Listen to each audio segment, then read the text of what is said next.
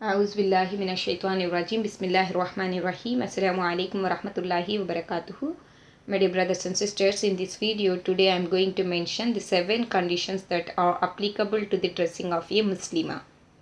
A Muslimah should observe whether these 7 conditions are fulfilled or not before selecting a dress.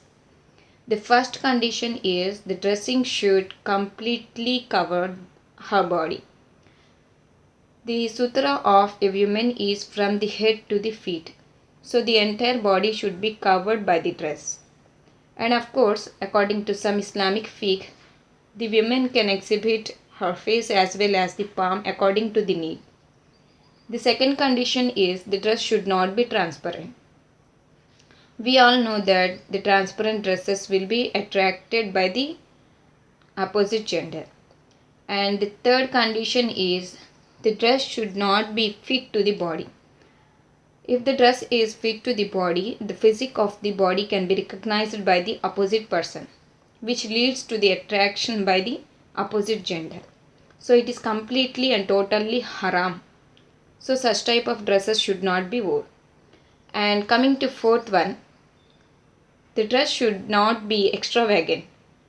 Means it should not be too costly and it should not be too luxurious, because when we wear the too much of costly or too much of luxurious items, then automatically we feel happy. Feeling happy is allowed, but feeling proud, it is the feeling of shaitan. It is the act of shaitan. So it is better not to choose such type of dresses. The fifth one is the dress should not represent or resemble the opposite gender. In general, the girls wear the t-shirts and the jeans, which is but naturally prescribed by the gents. So such type of dresses are not allowed in Islam. And even our beloved Prophet Muhammad sallallahu alaihi wasallam cursed such a woman.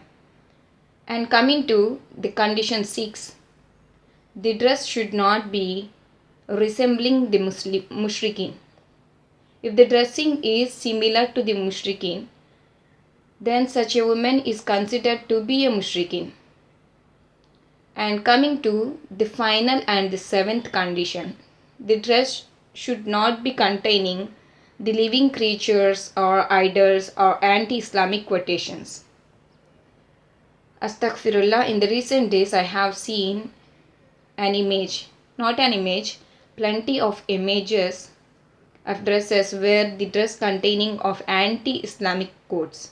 Here in this video I am going to represent those images so that you can understand how the people are criticizing Islam through the quotations. And my dear brothers and sisters, I hope that you understand these 7 conditions clearly.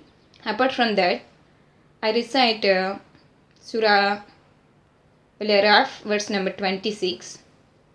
O children of Adam, we have provided for you clothing to cover your nakedness and as an adornment. However, the best clothing is righteousness. This is one of Allah's bounty. So perhaps you will be mindful.